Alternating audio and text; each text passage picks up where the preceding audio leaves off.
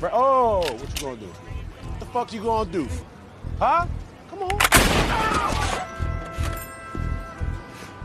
In 1968, Ellsworth Bumpy Johnson reigned over Harlem with sharp intellect, discipline, and ruthless control. Known for his formidable presence, Bumpy inspired both fear and respect throughout New York.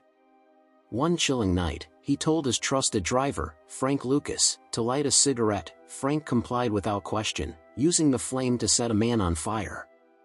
Once just a limo driver, Frank had evolved into Bumpy's enforcer, adopting his mentor's cold and calculated ways. But every empire falls. During a casual outing to buy electronics, Bumpy spoke to Frank about the decline of the American middle class. Mid-sentence, Bumpy suddenly clutched his chest and collapsed. Frank caught him, but he was already gone. Harlem's king had died of a heart attack. Now, Frank held not just Bumpy's body, but the future of Harlem's criminal empire. Bumpy's funeral drew Harlem's most prominent figures, politicians, elite gangsters, and flashy newcomers. The atmosphere was heavy, more with tension than grief. The only genuine mourner seemed to be Bumpy's loyal dog. Most saw Frank as merely a servant, until one of Bumpy's relatives confided that Bumpy had spoken of Frank as the son he never had, and even left him a significant sum of money. Deeply honored and burdened, Frank vowed to collect everything owed to Bumpy and protect his legacy. But Harlem was changing. A brash gangster named Tango began muscling in, demanding protection money and interfering with Frank's modest gambling business. Frank stayed calm, recalling Bumpy's lessons. Patience and strategy were key. While others boasted, Frank plotted. He decided to enter the drug trade, but his early efforts were disappointing. Profits were low, and the product was weak. When Frank showed his heroin to Vietnam War veterans, they mocked its quality and mentioned the far superior drugs in Vietnam. That conversation planted an idea: if Frank could source drugs directly, cutting out the middlemen, he could take over the market. Meanwhile, in New York, Detective Richie Roberts was facing his own crisis. His marriage was collapsing, his career was faltering, and his honest reputation alienated him in a corrupt police force.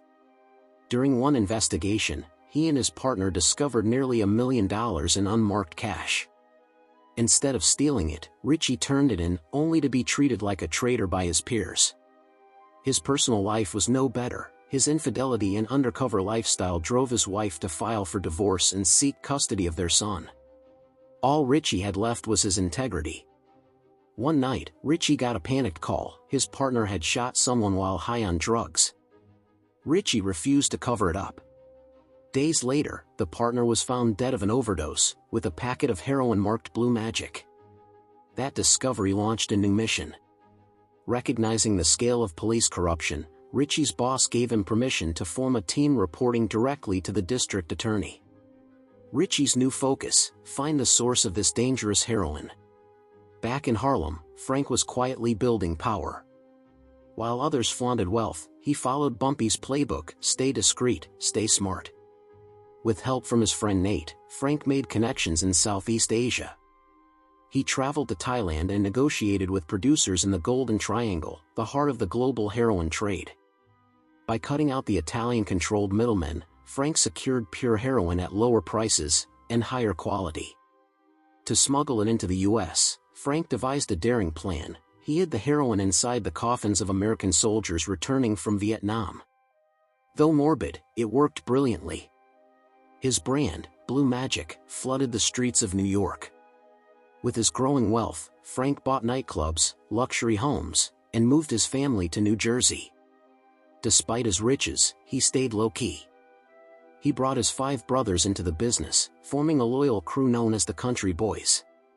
One day, while lecturing his cousins about discipline at a cafe, Frank saw Tango collecting protection money. Frank decided it was time to assert dominance. He walked up, demanded a cut, and when Tango mocked him, Frank shot him dead in broad daylight. The street fell silent. The message was clear: Frank was not to be underestimated. That act solidified his reputation. Frank expanded his drug empire across New York with military-like precision. During this rise, he met Julian, a beautiful Puerto Rican pageant queen. They fell in love and married, and though Frank tried to keep Love at arm's length for safety, he couldn't resist her. Frank followed an unusual gangster code: avoid flashy displays of wealth. But at a high-profile boxing match between Muhammad Ali and Joe Frazier, he wore a lavish chinchilla coat and sat ringside, closer than even mafia dons. This caught Richie Roberts' eye. Richie didn't know Frank's name yet, but sensed his influence and began investigating. The deeper Richie dug, the clearer it became: Frank was the mastermind behind Blue Magic. But taking him down wouldn't be easy.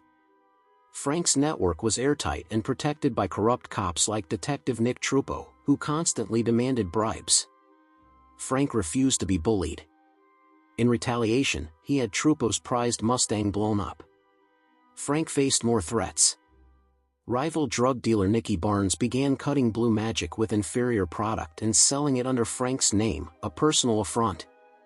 Tensions boiled over. One night, Frank and Julian were attacked by assassins. They survived, but Frank knew his empire was now under siege. Then came another blow: the fall of Saigon cut off Frank's heroin supply. His supplier, General Kwong, advised him to retire. But Frank was determined to continue. Meanwhile, Richie got a breakthrough when a relative of Frank's, caught in a crime, agreed to wear a wire. The wire led Richie's team to a heroin shipment smuggled into the U.S. on military planes. Even after uncovering drugs hidden in coffins, federal agents dismissed the idea that a black man could lead such a sophisticated operation. Still, Richie persisted.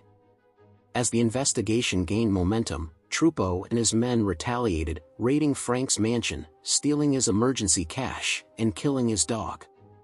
It was a cruel and humiliating blow. Frank considered killing Trupo, but his mother begged him to find another way. Under pressure, Frank realized he was on the brink of collapse. Eventually, Richie got a warrant and led a massive raid on Frank's drug operations. Shootouts broke out, and several of Frank's men, including his nephew Steve, who had abandoned a baseball career. As it all came crashing down, Frank was in a church. When he walked out, Richie was there to arrest him. Richie laid out the evidence and offered Frank a deal: reduced sentence in exchange for cooperation. With no way out, Frank agreed. He named dozens of corrupt officers, leading to one of the largest police corruption crackdowns in New York history. Facing arrest, Trupo took his own life. In total, over 100 people were convicted because of Frank's testimony, and a system of corruption was dismantled. Years later, in 1991, Frank Lucas walked out of prison. The once powerful kingpin was now just another face in the crowd. Richie, the man who brought him down, met him for coffee.